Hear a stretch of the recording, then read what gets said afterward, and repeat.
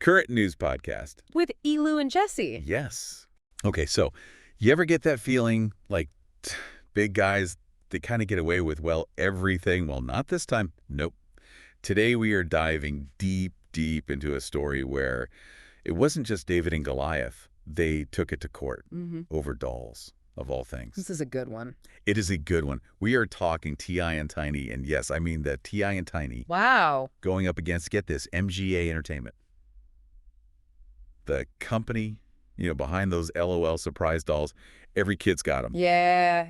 And let me tell you something. The ending to this one, it's one for the books. It really puts a spotlight on how unpredictable and honestly kind of wild intellectual property law can be, and honestly really satisfying sometimes, you know? Tell me about it. Now, for anyone who might not know, T.I. and Tiny, they're music royalty, right? And Tiny had this girl group, super talented, called O.M.G. Girlz. I remember them, yeah.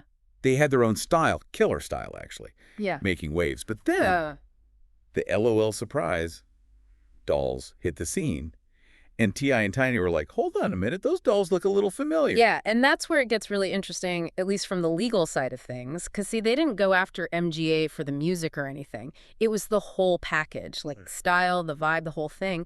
They went after him for something called trade dress infringement. Trade dress. Okay, break that down for us. So basically, it means someone is using a design for their product, but in a way that makes people think it's connected to something else when it's totally not. They were serious about this, weren't they? I mean, this thing went on for years. Oh, yeah. This wasn't some quick settlement. This whole thing started back in 2020. The verdict just came on September 23rd, 2024. The thing that always got me about this case is how personal it felt. Right. This wasn't just some lawyers and contracts. You could feel the emotion. Like when Tidy goes on Instagram Live right outside the courthouse after they won, thanking the jury, all that pure joy. Yeah. It was a real victory for them, For sure. And honestly, that plays into this whole thing about public perception, which matters in cases like this. You see, with trade dress, it all comes down to whether a regular person would be confused. Oh, interesting. So Tiny, maybe she didn't even realize it at first, but she was building her case in real time. No. Yeah. Those pictures she posted on Instagram, showing OMG Girlz with outfits and hairstyles that looked exactly like the L.O.L. surprise dolls. Oh, that stuff matters. You're telling me my Instagram could be used as evidence in court someday? Well, you never know. But what Tiny did, it was smart, like super savvy. She was out there, shaping how the public saw this whole thing, showing everyone just how much those dolls were copying her group's whole image. That's amazing. I mean, seriously, are there things people should be doing online, like to protect themselves? In case they ever need to prove something? It's all about, building a story, creating a timeline, showing your process. So like pictures of your work in progress, sketches, even notes, anything that proves those ideas were yours all along, before anyone else. And keep track of those dates. Hashtags help too. It's like a digital paper trail for your creative work. That's brilliant. I'm changing my habits today. Okay, so Tiny's on Instagram, building her case, but this wasn't like a social media trial, was it? Nope. This went all the way to court. Wow. And it wasn't just T.I. and Tiny up there. All three members of OMG Girlz, they went to court and they testified. Can you imagine these young women standing up there against this massive company? It really is like that David versus Goliath story. They wanted their voices heard, and they were. And, I mean, it wasn't just, papers being shuffled around in court. This was serious stuff, right? Yeah. Real people caught in the middle of it. We talked about Tiny and her Instagram posts, but T.I., he was not holding back either. No, not at all. In fact, he went so far as to call out MGA, specifically their legal team, for the way they were trying to make him look like the bad guy. Which, come on, let's be honest. Total classic move, right? Yeah. Big company, practically bottomless pockets. They try to scare you off. Yep, exactly. It's all about power, right? Who has more of it? And, T.I., he recognized that right away, called them out, said they were trying to distract everyone from what was really going on, that they allegedly stole their ideas, their creativity. So they tried to flip the script, make him the villain just because he's, well, T.I. Exactly. And honestly, sadly, it works a lot of the time. Throws doubt around, makes things confusing. But what's really interesting here is that it didn't work this time, did it? The jury saw right through it. Which makes this win even bigger. It's like the little guy won, or little gals in this case, standing up to this huge corporation and winning. People love that. We love rooting for the underdog.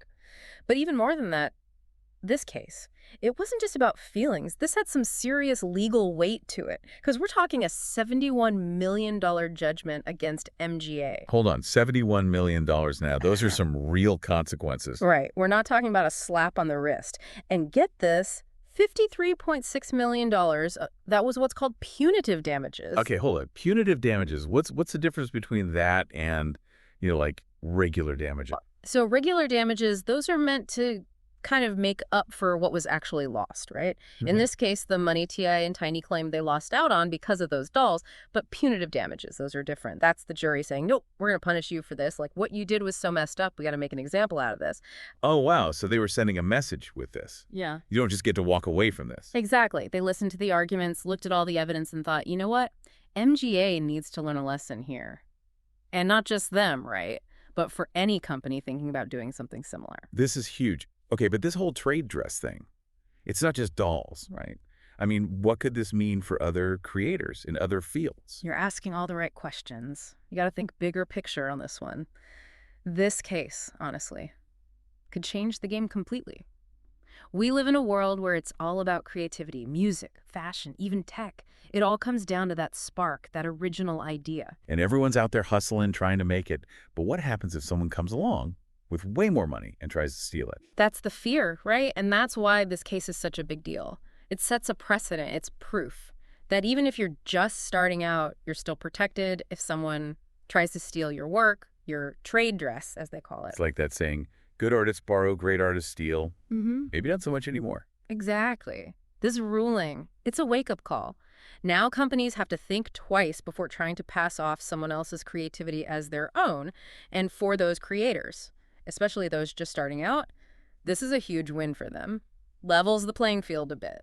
I don't know about you, but this whole thing, it's given me, like, hope for the little guy, you know? Oh, for sure. But we got to be real. A big part of why this feels so good is because it wasn't just some courtroom victory, right? I mean, $71 million, that's a statement. Oh, yeah. You better believe it. That's not about making T.I. and Tiny whole. Again, it's about sending a message loud and clear. Like, don't even think about it. It's a deterrent, for sure. You get that kind of money involved, people pay attention, makes headlines. And that's what it takes to make real change happen. Exactly. This could be massive for other artists and creators out there, you know, those who are really grinding, trying to make their dreams happen. They might not all have, like, T.I. and Tiny's platform, but this shows that they've got a fighting chance if someone tries to come after what's theirs. And that's where I think social media really comes into play again. Oh, how so? Remember those side-by-side pictures Tiny was posting? Yeah. Think about it. How many artists, entrepreneurs, everyday people, how many of them are out there documenting their work online? It's like, what do they call it? Crowdsourced evidence or something? Exactly. It creates this transparency that we never had before. And for anyone, anyone thinking about trying to steal someone's work, it's a whole new level of risk. So this case is not even about dolls or music or trade dress, really, is it? It's about how the world works now.